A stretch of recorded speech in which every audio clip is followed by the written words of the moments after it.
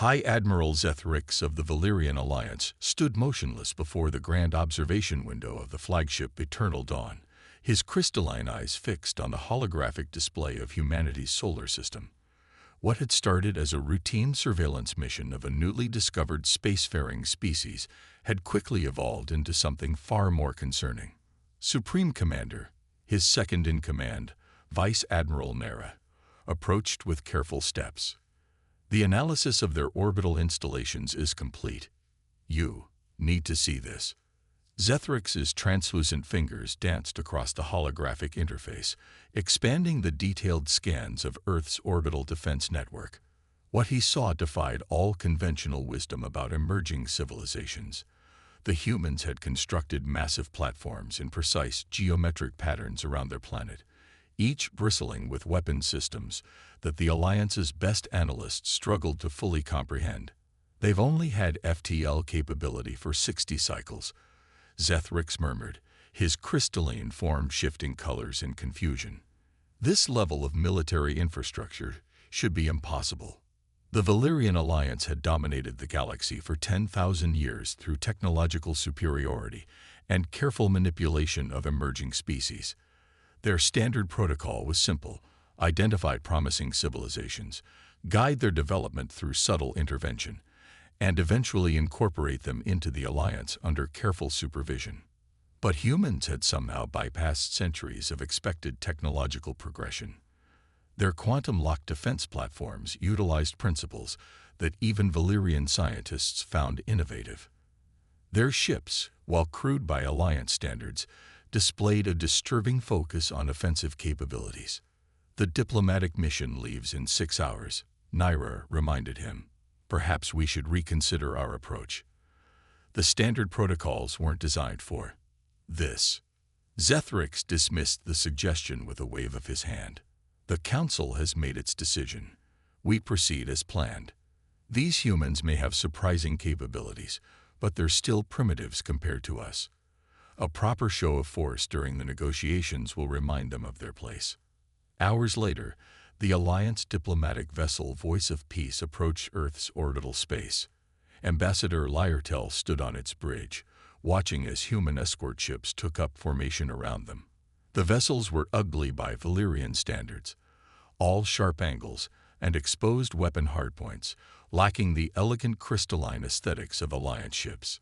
"They're hailing us," the communications officer announced. "Open the channel," Lyertel commanded, preparing to deliver the carefully crafted first contact speech that had worked on countless species before. The face that appeared on the screen belonged to Admiral Sarah Chen of the United Earth Defense Force.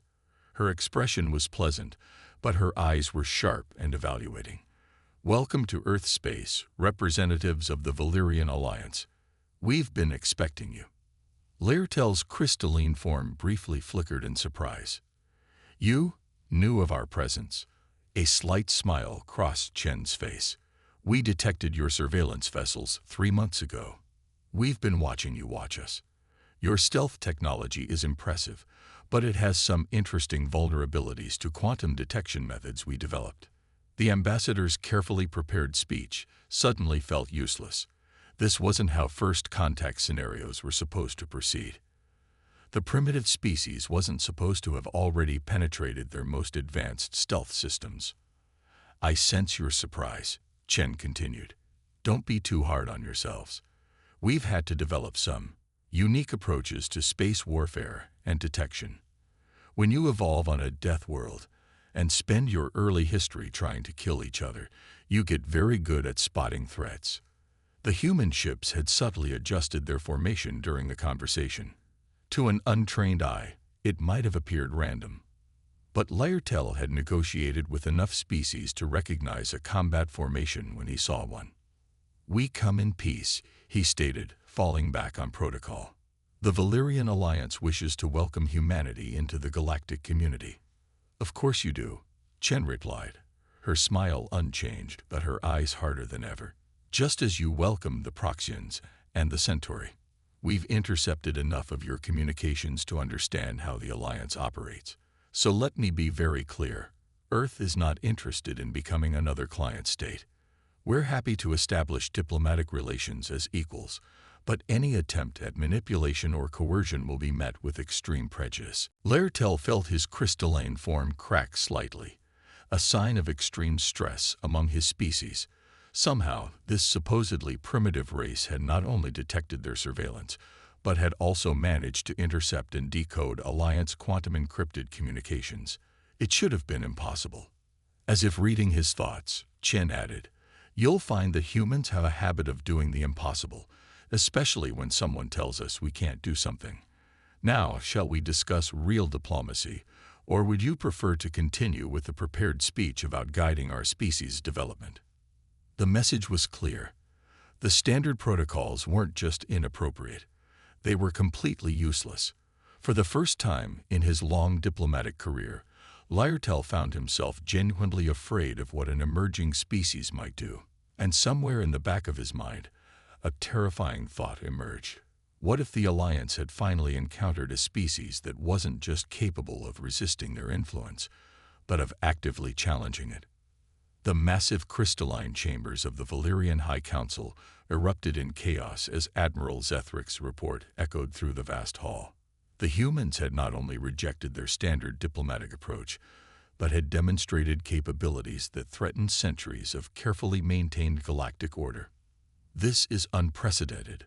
First speaker Kelmar's voice cut through the din.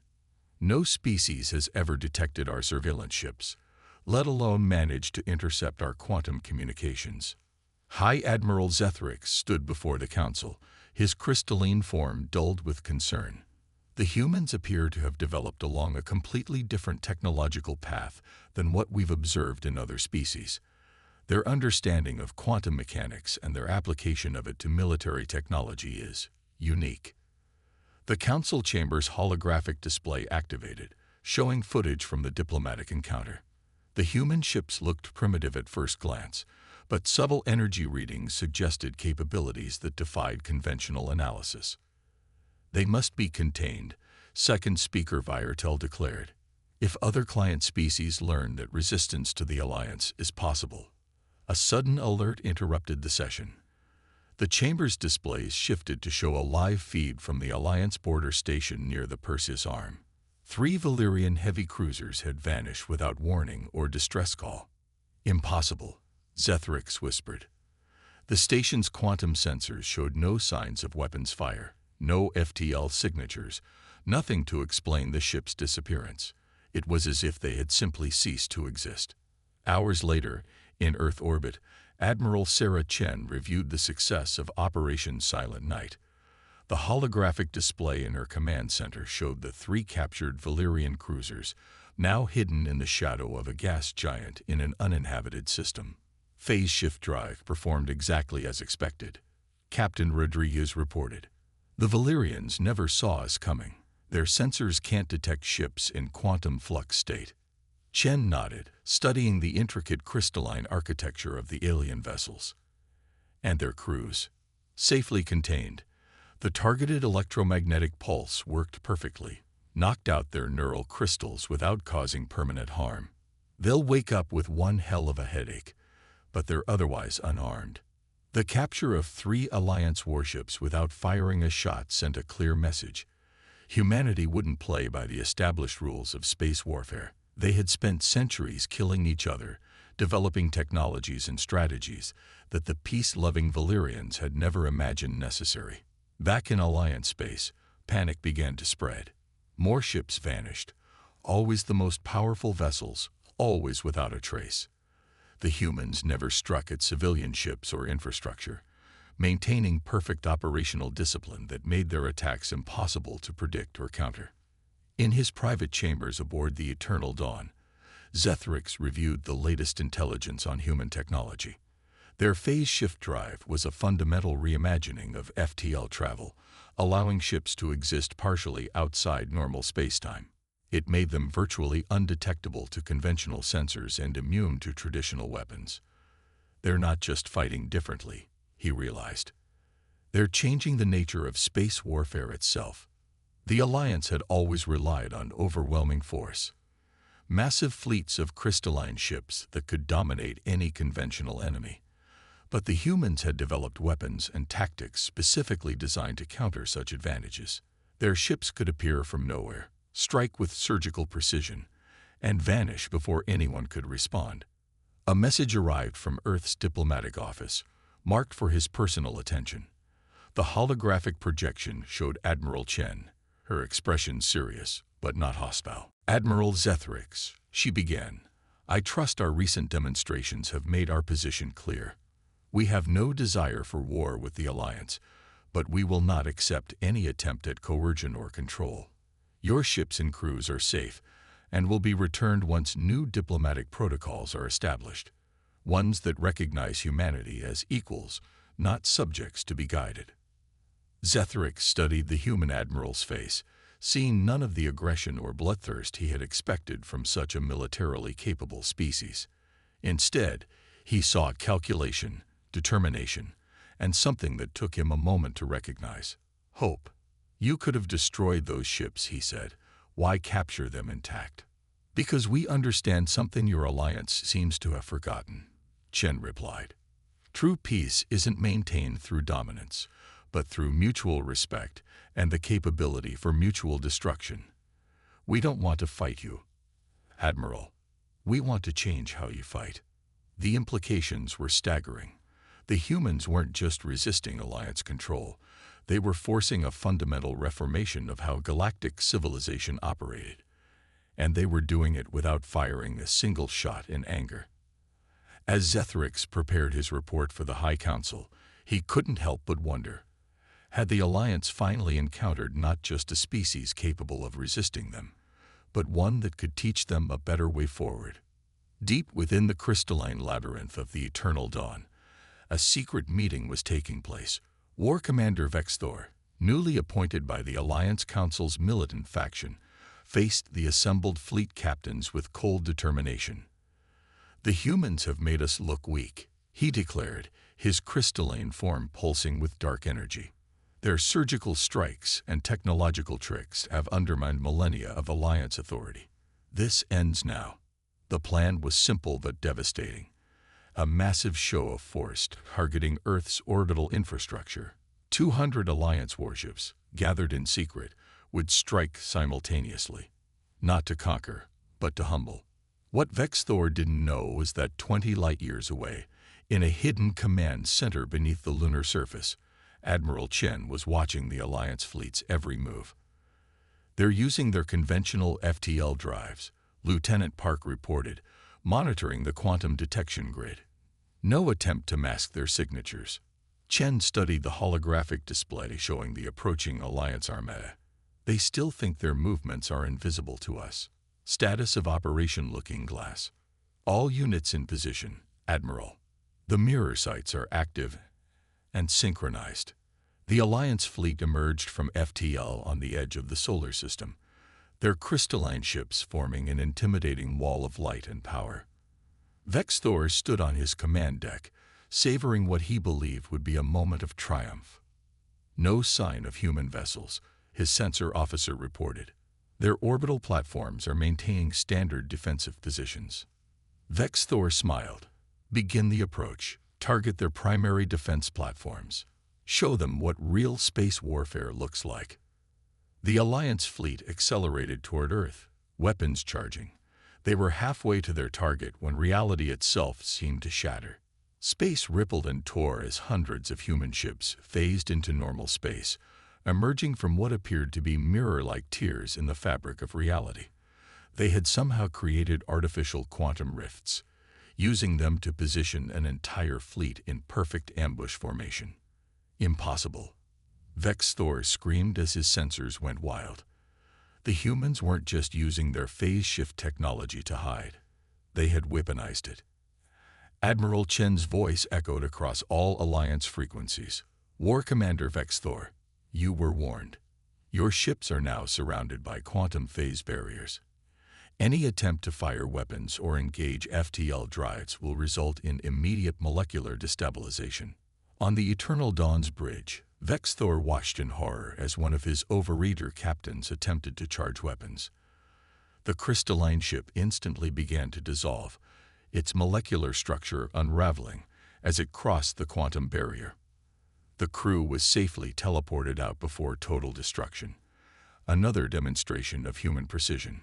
"You see," Chen continued, her voice calm but firm, "we've spent centuries learning how to kill each other without destroying ourselves in the process. Did you really think we wouldn't develop countermeasures to energy weapons and FTL drives?" The human ships moved with perfect coordination, each one projecting quantum fields that carved up space itself into a deadly geometric prison. The Alliance fleet, for all its power, was trapped in a three-dimensional grid of quantum barriers. Vexthor's tactical display showed the full scope of the trap. The humans hadn't just matched Alliance numbers, they had anticipated every possible movement and counter-movement. It was like playing chess against an opponent who could see 20 moves ahead. "Your fleet will stand down," Chen declared. "Your crews will be treated with respect, and your ships will be returned once the Alliance agrees to new diplomatic protocols. This is not a negotiation."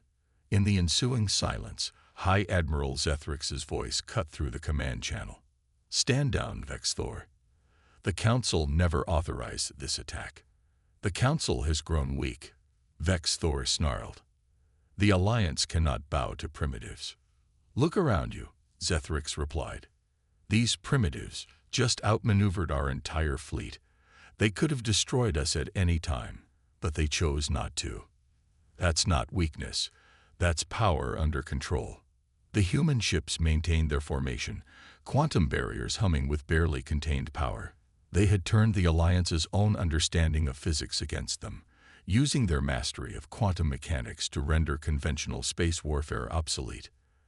As the Alliance fleet powered down their weapons, Admiral Chen allowed herself a small smile. The humans had just rewritten the rules of galactic warfare without firing a single traditional shot. The message was clear. Humanity wouldn't just resist domination. They would fundamentally change how power was exercised in the galaxy. Aboard the Eternal Dawn, Zethrix watched the human ships with a mixture of fear and admiration. They had achieved what no other species had managed in 10,000 years. They had forced the Alliance to confront its own complacency and arrogance. The age of simple dominance was over. A new era of galactic politics was about to begin, shaped by a species that had turned their violent past into a tool for enforcing peace. The news of the Alliance fleet's defeat spread across the galaxy like a quantum shockwave. In the crystalline chambers of 1,000 worlds, client species watched in stunned silence as footage of the confrontation played on loop. The undefeatable had been defeated. The untouchable had been trapped. On the Proxian homeworld, centuries of carefully maintained subservience began to crack. In the Centauri systems, ancient quantum transmitters lit up with encrypted messages.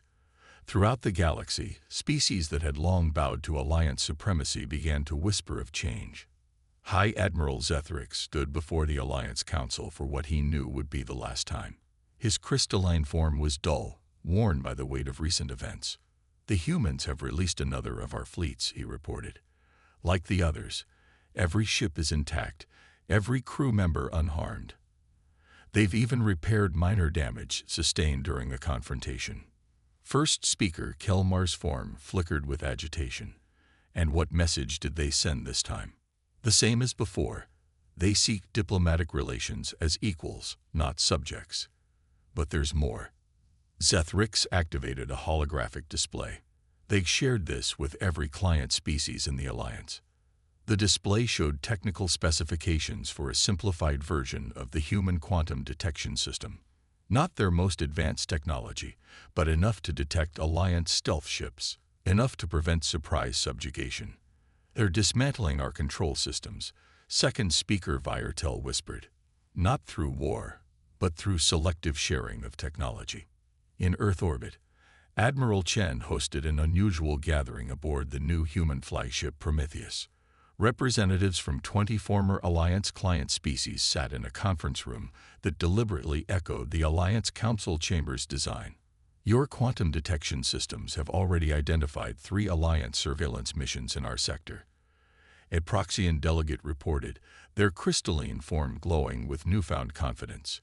"They withdrew as soon as we challenged them." Chen nodded. The Alliance built its power on technological superiority and the assumption that they alone could maintain peace in the galaxy. We're proving otherwise. A Centauri representative raised their appendage. But surely they will not accept this loss of control. They will adapt, develop new technologies. Of course they will, Chen interrupted with a smile. And that's exactly what we're counting on. She activated a holographic display showing the location of every known Alliance fleet. Red markers indicated their conventional forces, while blue markers showed their stealth vessels. The client species representatives gasped.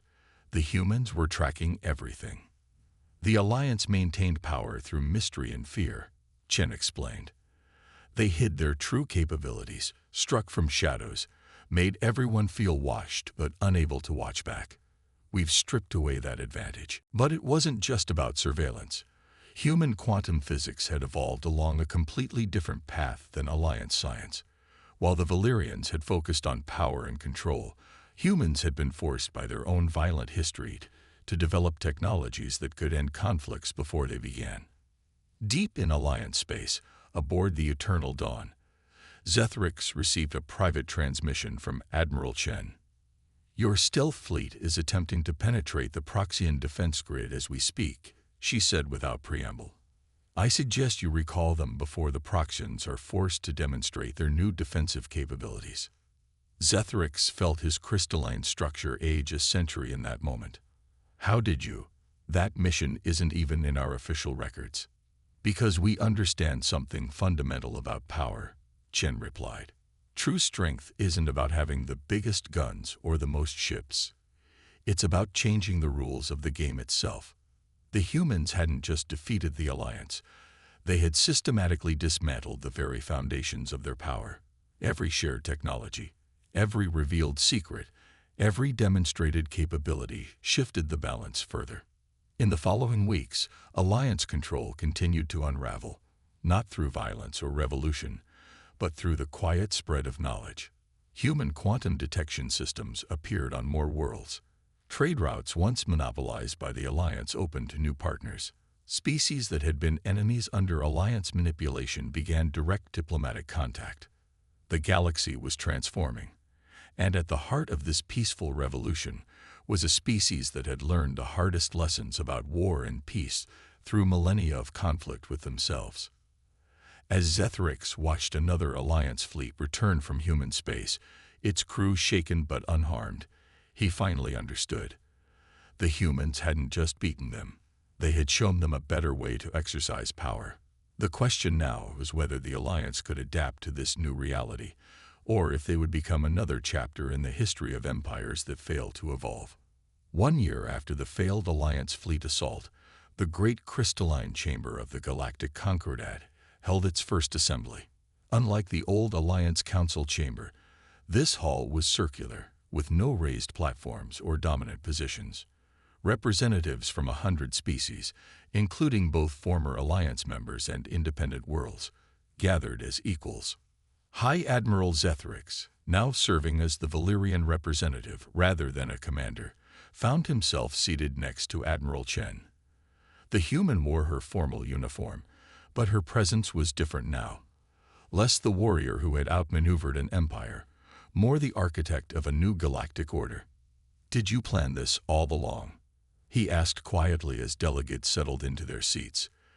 From the moment you detected our first surveillance ships. Chen smiled. We planned for multiple scenarios, but we hoped for this one. The chamber's central space filled with a holographic display showing the new trade routes and diplomatic connections forming between worlds. Where the Alliance had once enforced rigid hierarchies of control, a complex web of mutual relationships now flourished.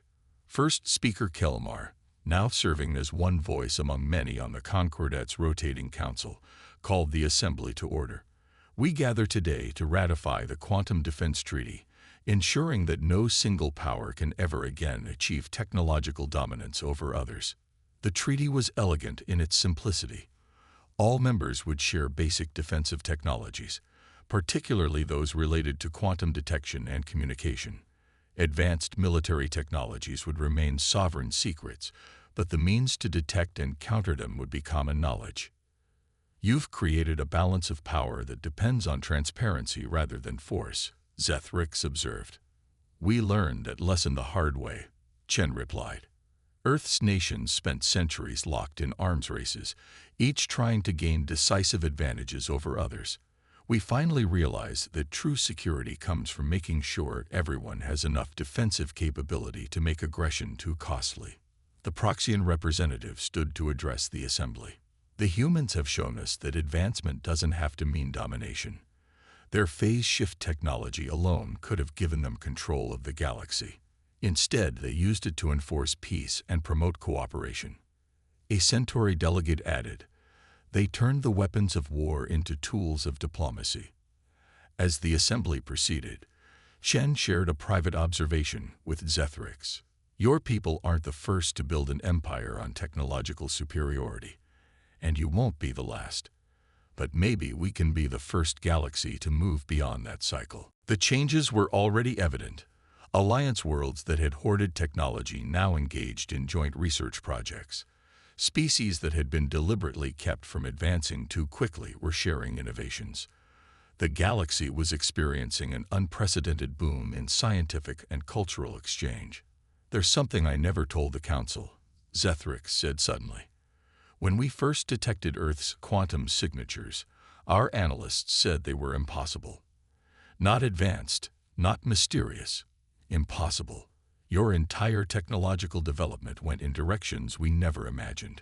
Because you never had to, Chen replied. The Alliance achieved spaceflight before developing nuclear weapons. You went to the stars before you had to face the possibility of destroying yourselves. Humanity, we had to learn to survive our own worst impulses first. The Assembly's final act was to establish the Concordat's underlying principle. Technological advancement would be measured not by its capacity for destruction, but by its contribution to galactic stability and cooperation.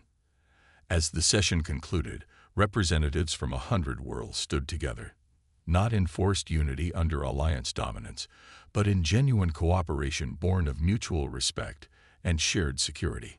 Outside the chamber, Earth's orbital defense platforms still stood watch, their quantum barriers ready. But they were no longer alone. Similar defenses now protected worlds across the galaxy, creating a network of mutual deterrence that made large-scale warfare practically impossible. We're not naive, Chen told Zethrix as they watched ships from dozens of worlds departing the assembly. There will always be conflicts, always be those who seek dominance. But now there's a foundation for something better. The former High Admiral studied the human beside him. You know, when we first detected your warships, we laughed at their primitive design. We thought you were centuries behind us. And now I understand that we were the primitive ones. We thought power came from having the strongest weapons. You showed us it comes from knowing when not to use them. As the last ships departed, their quantum drives creating ripples in spacetime that any world could now detect and track. Shen reflected on humanity's journey. They had taken their greatest weaknesses, their history of conflict, their drive to develop better weapons, their constant fear of destruction, and turned them into the galaxy's greatest strengths. The age of hidden power was over. A new era had begun, shaped by a species that had learned the hardest lessons about war and peace, and was determined to help the galaxy avoid repeating their mistakes.